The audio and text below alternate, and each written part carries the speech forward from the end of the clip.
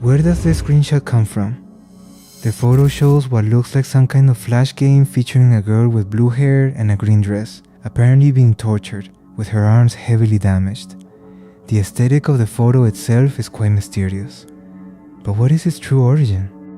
To be honest, no one really knows where it comes from, but there are a few details we can analyze to find out. First of all, what we do know is that the character starring in this macabre scene is named Ciel. She's a character from an anime called Tsukihime, and she looks identical to the one in the photo, except for the green dress. But the truth is, nobody knows where this screenshot was actually taken. So, I decided to ask for a little help and made a post on Reddit asking about the origin of this image. And even though none of the nearly 500 people who saw it had the exact answer, some did reply with a few clues about where it might have come from. First, there are two main candidates for the game where the photo could have been taken. The first one is Torture Simulator, an old Flash game that I can't show too much of here, but basically, it was about torturing an NPC ragdoll until it met its end. The second one is Happy Room, which was pretty much about the exact same thing, but I can describe even less of it since it was way more graphic and brutal than the first one. These kinds of games were quite popular on Newgrounds and other Flash sites years ago. Games based on simulating these acts on fictional NPCs. But what does that have to do with the photo of Ciel? Well, in some of these games, you could create and select custom skins to put on the ragdoll you were going to experiment on, perhaps to satisfy the strange tastes of certain users. Because of this, many believe this photo might have come from a custom Ciel mod for one of those games. The strongest theory is that it comes from Happy Room. If you compare the background of the photo with the default room background in Happy Room, they look virtually identical. However, looking closely, there are some subtle differences between the two locations.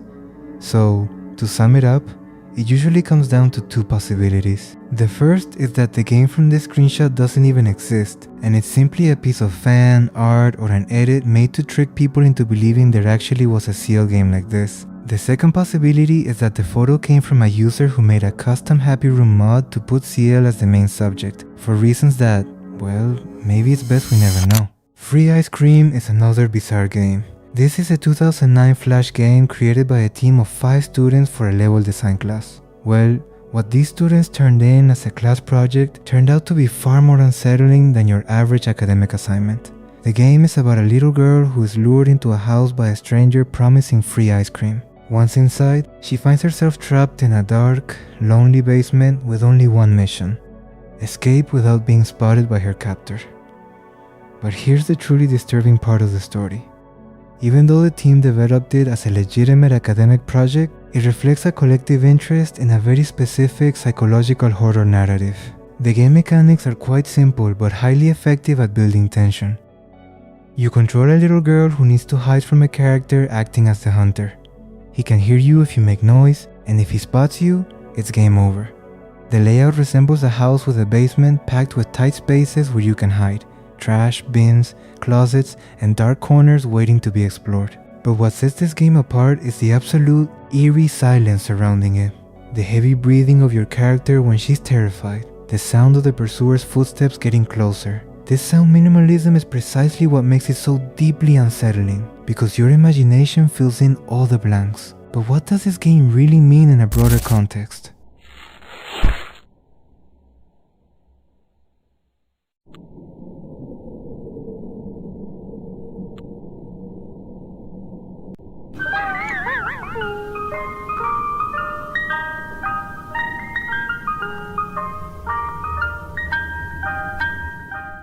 The concept of child abduction as a game mechanic is obviously disturbing, but when you dig deeper into the narrative and what the developers wanted to convey, something even darker begins to surface.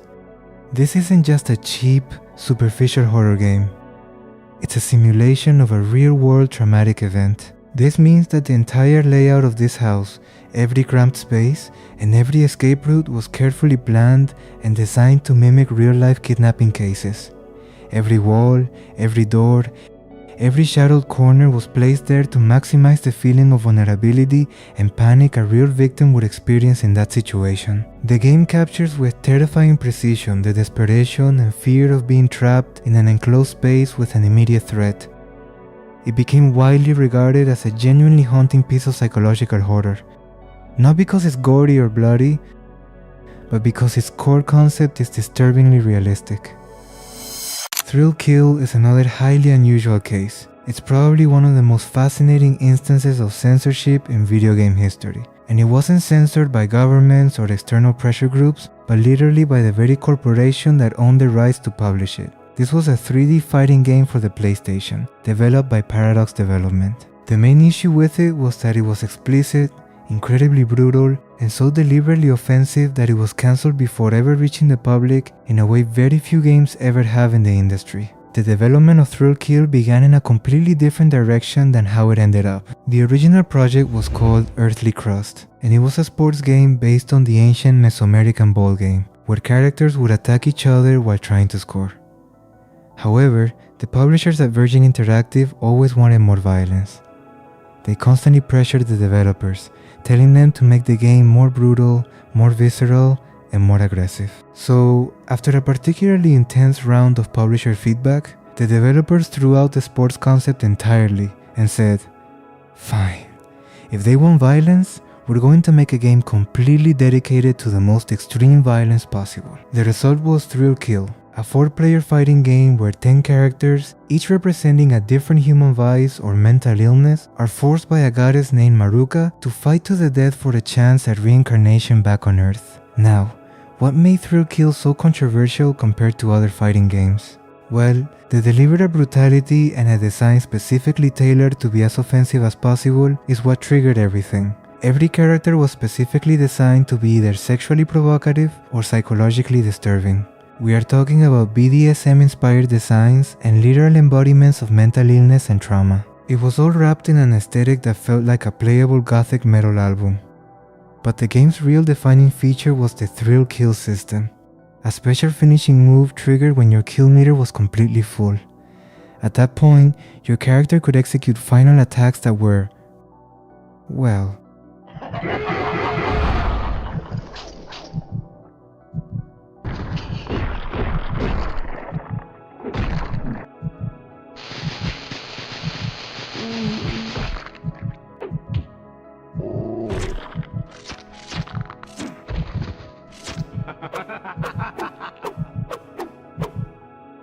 But how did a game that was almost 100% complete end up getting cancelled?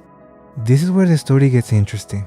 Thrill Kill was scheduled for release in October 1998, and the game was practically 99% finished. The mechanics were polished, the graphics were tuned, and there were even plans for a sequel. Critics who had access to the beta build described it as fun but unpolished, something that just needed a few more months before hitting the shelves. But in August 1998, Electronic Arts bought Virgin Interactive's North American operations. This meant that, all of a sudden, EA had total control over the publishing rights for Thrill Kill. Almost immediately, they looked at the project and said, "No, we don't want this game." Yes, after years of development, right on the finish line, it was completely cancelled. Why would they do something like that? Well, the official response was that they felt the content was too controversial and could damage the company's reputation. But if you look a bit deeper into the history, more complex layers begin to emerge. The video game industry was under tremendous scrutiny at the time. Games like Mortal Kombat had sparked massive controversies in legislatures. People were demanding restrictions, and there were literally debates happening in Congress. The last thing EA needed in their catalog at that moment was a BDSM-themed fighting game about traumatized people fighting in hell, so they simply buried it. They didn't sell it to another publisher who might have released it, and they didn't release it as freeware. They cancelled it entirely, maintained an iron grip of silence over the project, and hoped the world would just forget. But that didn't happen. Someone leaked a near-final version of the game onto the internet, and what happened next was almost inevitable. The game turned into an urban legend. Back then, when internet forums were small and communities shared gaming info directly, incomplete beta versions circulated from person to person. Eventually, someone obtained what appeared to be a near-gold build, essentially the final version ready for manufacturing. In short, the game is fully playable today, thanks to a version that was originally completely leaked. The game's code runs stably on modern emulators like PCSX2. There are even modified versions where people took the original engine and turned it into entirely different games. It's a fascinating case of a game that a massive company tried to erase from existence. Talking Annoying Orange is a mobile game developed by a company called Gigabyte Solutions. Most people don't even know this game exists, and there's a good reason for that. The game is heavily based on Talking Tom, that virtual pet game where a cat repeats everything you say, but with a bizarre twist. Instead of a cat, you have this thing, the notoriously obnoxious Annoying Orange from that old YouTube series. To provide a bit of context, this orange is essentially a character created solely to be irritating, so the idea of turning it into an interactive Talking Tom style game is pretty bizarre when you think about it. For years, the only way people even knew this game existed was because a YouTuber named CrazyAVCX uploaded a video showing full gameplay. It was practically the only proof that Talking Annoying Orange had actually existed at some point. Beyond that video, there was almost zero information about the title online. However, a while ago, 2 prototype beta versions of the game were uncovered. These versions differed from the one shown in CrazyAVCX's video, but they clearly originated from the same developer. It seemed these prototypes had been lost for years, tucked away in some corner of the internet that nobody had properly checked. But that didn't last long. What happened next was that after information about these prototypes surfaced, people started searching everywhere to see if there was anything else left from the game or the developer. After months of finding nothing new, something completely unexpected happened. One of the viewers decided to simply search for the game on the App Store, and suddenly, there it was. The game had reappeared under the name Talking Orange, and to everyone's surprise, the developer was once again Gigabyte Solutions. This was definitely not what people expected. What most likely happened is that the developers had stopped paying their Apple developer account fees, causing their entire app catalog to be wiped from the App Store. But recently, they must have decided to renew their subscription, and when they did, all of their old apps automatically resurfaced on the platform. Not a single word has been heard from these developers regarding why they chose to reactivate their account or what motivated them to do so. Is it possible they wanted to monetize those apps again, or did they just feel it was time to review them? But there's a catch. The game was renamed from Talking Annoying Orange to simply Talking Orange, likely to avoid legal trouble with the company behind the Annoying Orange brand. It's a calculated move that suggests the developer is fully aware that the game probably infringes on copyright laws. The fascinating part of this case is that the game basically found itself without anyone having to make an extraordinary effort to recover it. From one moment to the next, it just came back.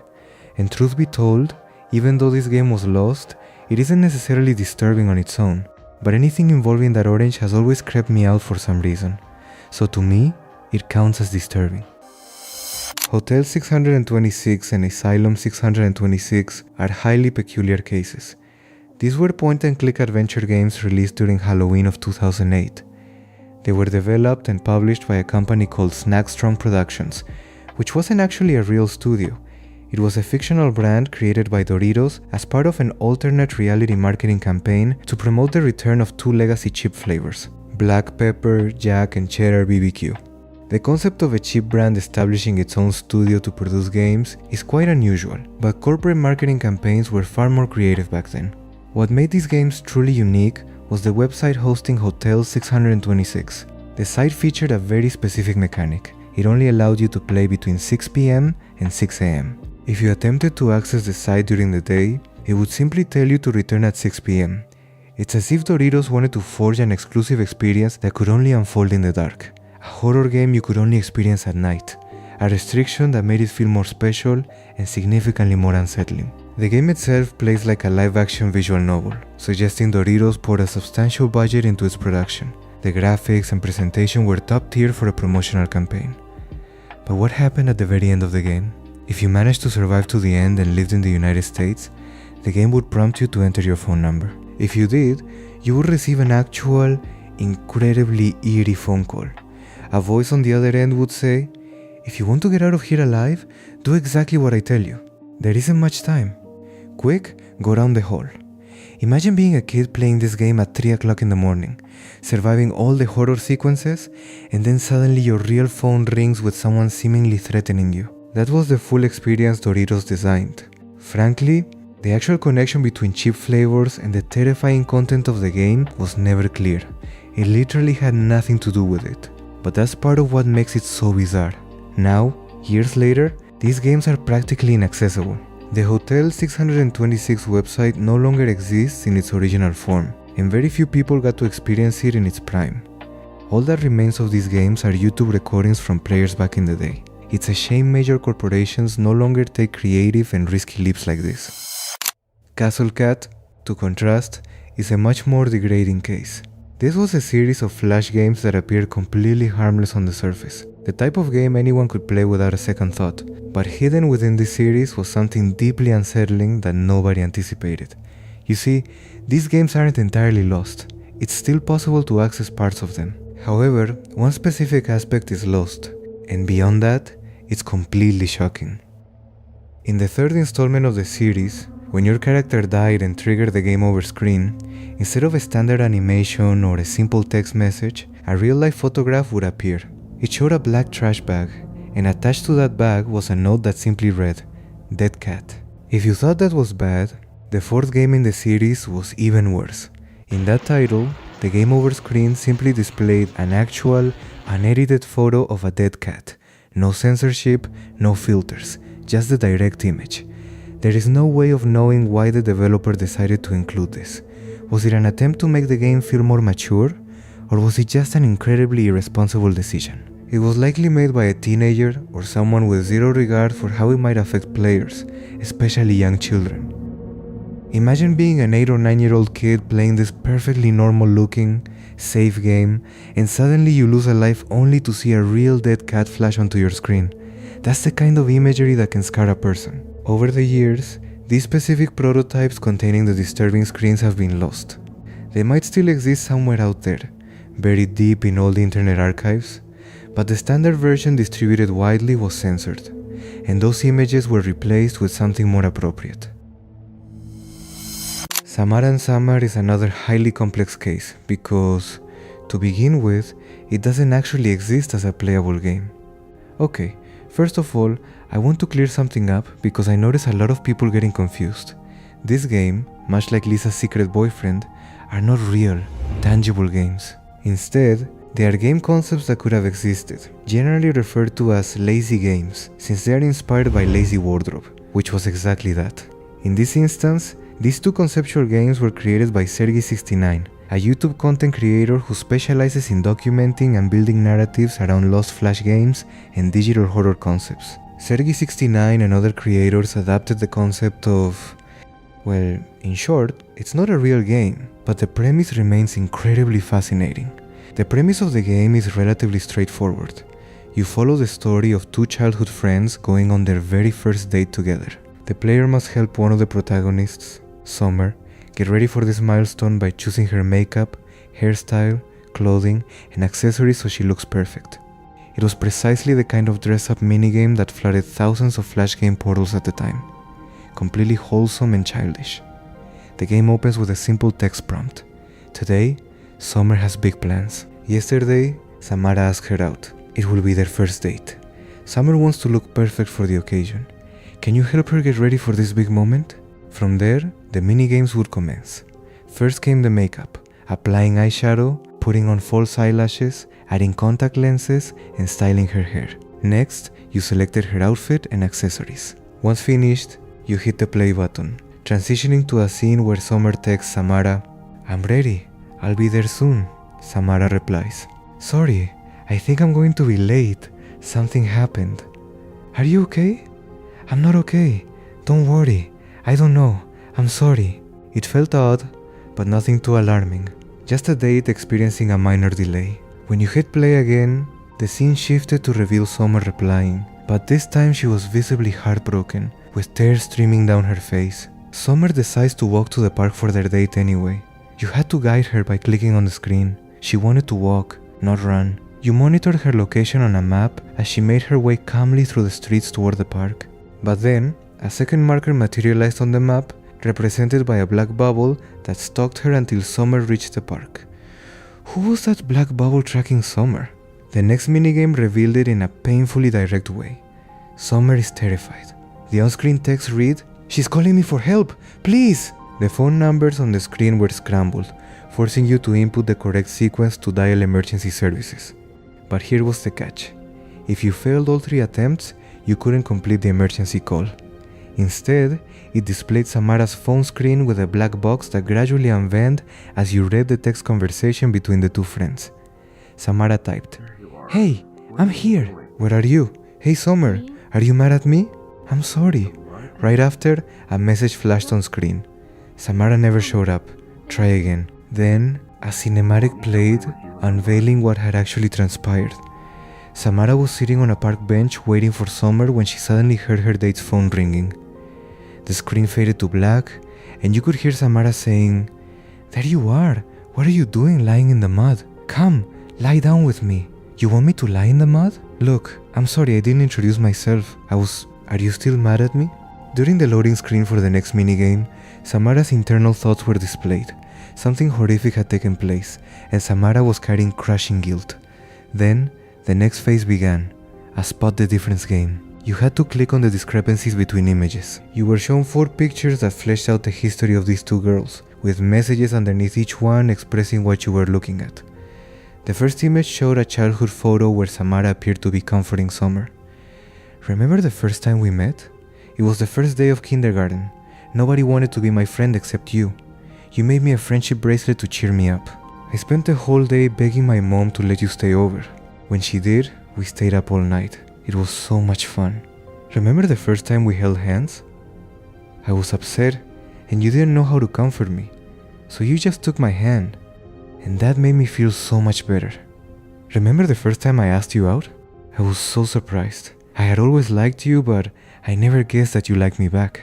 But then, seconds later, a 5th image surfaced, asking, "Remember the last time we saw each other?" In it, you could see Summer being strangled. The game then displayed a clock pointing to 12 o'clock. You had to move the clock hands to solve a puzzle. As you did, a door would open and close, and the lighting on both of their faces shifted, simulating the passage of time. Upon completion, you entered a room where you found a young Summer playing with a toy car. The game stated, "Let's go!" You picked up the friendship bracelet and a door swung open.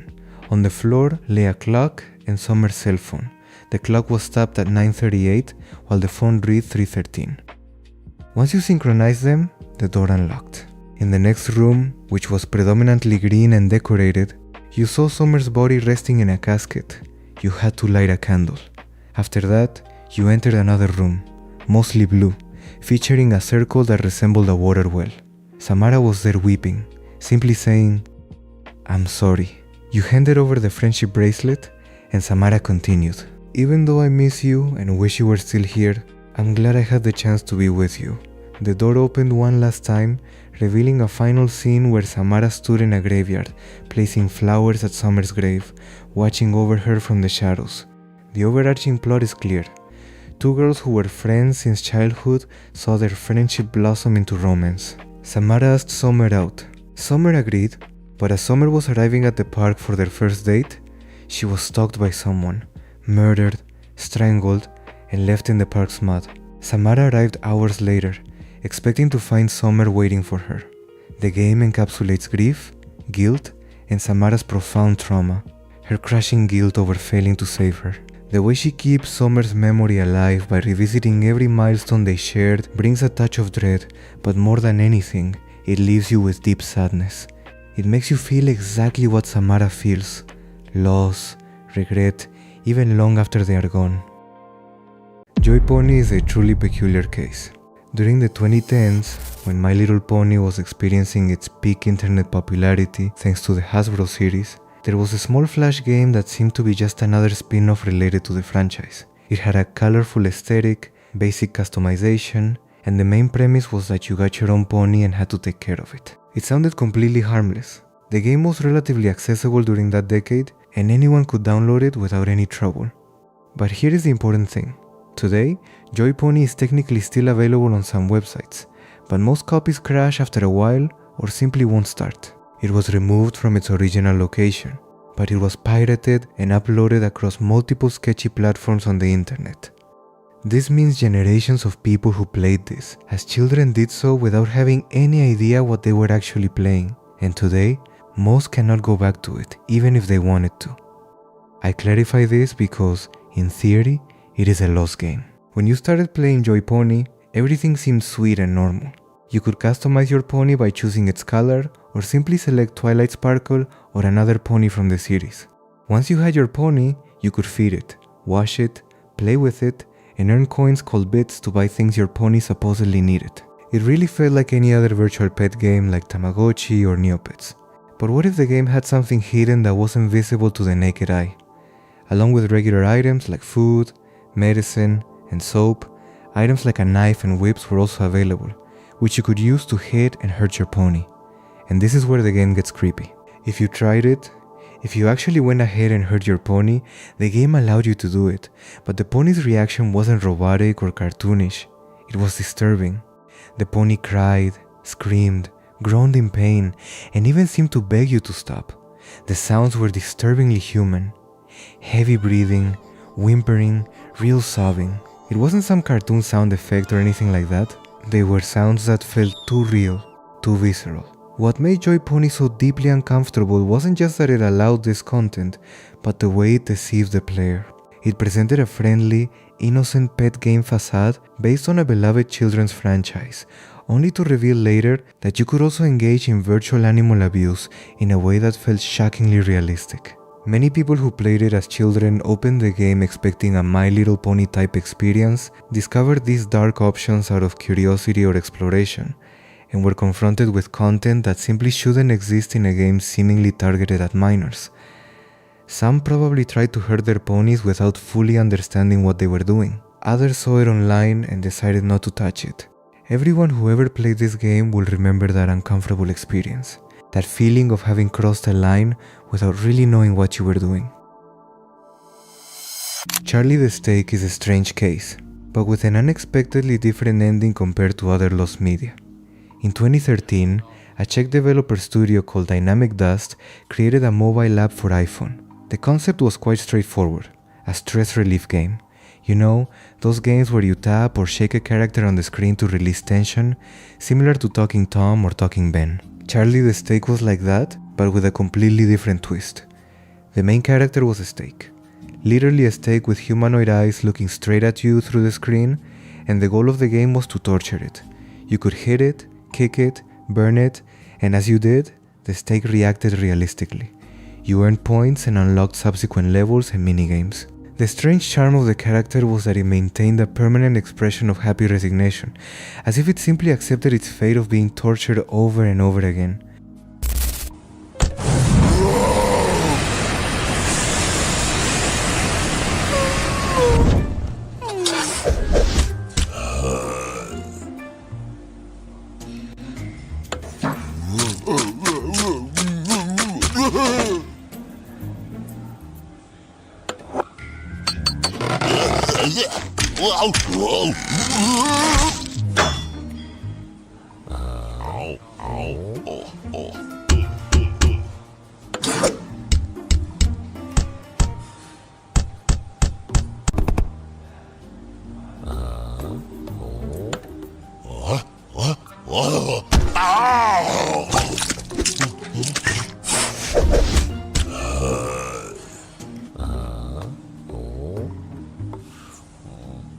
But why would anyone play something like that? The truth is, when Charlie the Steak was released, it had almost no popularity. Months passed and nobody really talked about it. The game simply existed in a forgotten corner of the App Store, downloaded by a few curious individuals, but it was never a hit or successful. Everything changed when a meme began to surface. Not just any meme, but a very specific one. A photo of Charlie the Steak combined with the song Vacation by the band Dirty Heads. For many people, this meme just appeared on their feed without context, and that generated an obvious question. Who is this strange steak? Where does it come from? And this is where things got interesting. A lot of people started searching the internet to find out where that character was from. They found some old screenshots of the game, and naturally, the first thing they did was go to the App Store to try and download it. But when they searched for it, they found nothing. It wasn't available. It had simply disappeared. Well, that triggered a massive search by the Lost Media internet community.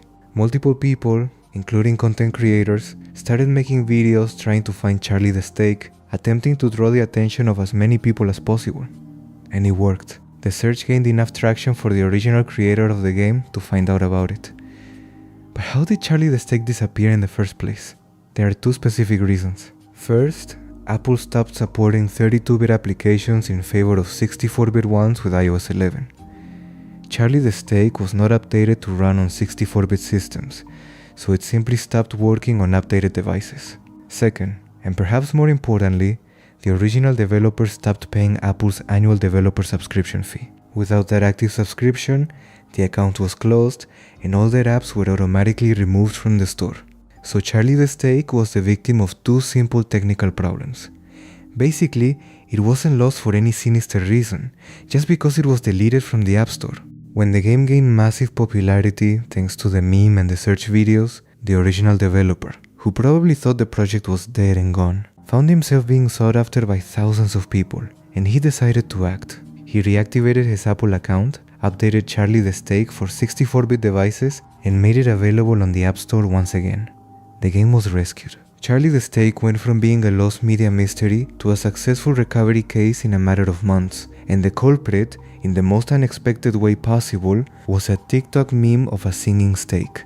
It is probably one of the few cases of truly lost digital media that was successfully recovered, and it happened because a single viral video was enough to bring a game from the past back to life. Baby Shaker is probably the most well-known case on this list, and likely the most disturbing. In April 2009, Apple had just celebrated a major milestone, 1 billion downloads on its App Store. It was a time of massive celebration for the company. In the midst of this climate of success and growth, a small app was approved and uploaded to the official store. It was called Baby Shaker, developed by a company named Zicalosoft, which was apparently operated by a single programmer. The app was simple in concept. It basically consisted of a mini-game where you heard a baby crying over a black and white illustration of a baby on the screen. Your goal was to quiet it down. You could tilt your iPhone from side to side as if you were gently rocking it in your arms, or you could shake your iPhone vigorously. If you chose the first option, the baby calmed down. If you chose the second, 2 red X's appeared over the baby's eyes, visually indicating its death. The description in the App Store said something like, "On the airplane, on the bus, in the theater, babies are everywhere." And then it explained that it was a frustration simulator, presenting it almost as a joke. Even though it seemed obvious to anyone that something like this should never have been approved by an app store, it was Apple, with its supposedly rigorous app review process, that allowed this to reach the store. The application became available on Monday, April 20th, 2009. By Tuesday, April 21st, it began circulating on social networks and specialized tech sites. By April 22nd, child protection groups, foundations dedicated to the prevention of shaken baby syndrome, and parents' organizations began protesting on a massive scale. Apple received an avalanche of emails from organizations expressing absolute horror at the application. The argument was direct, promoting the shaking of babies, even as a joke or a normal game, normalized a real and dangerous form of child abuse that causes permanent neurological damage in real babies. It is not something to joke about, and it is certainly not something that is acceptable to turn into a game. Apple reacted quickly. On that same day, April 22nd, less than 48 hours after its launch, the application was removed from the store. It was available for approximately 2 days, just long enough to generate an international scandal. Shortly after, Apple issued an official apology. This application was deeply offensive and should not have been approved for distribution on the App Store. The application was removed immediately. We sincerely apologize for this error. But the quick apology was not enough to calm everyone down. Baby Shaker is known by anyone interested in the history of tech controversies and lost games. Tell me, what did you think of these lost games? Which other one was missing?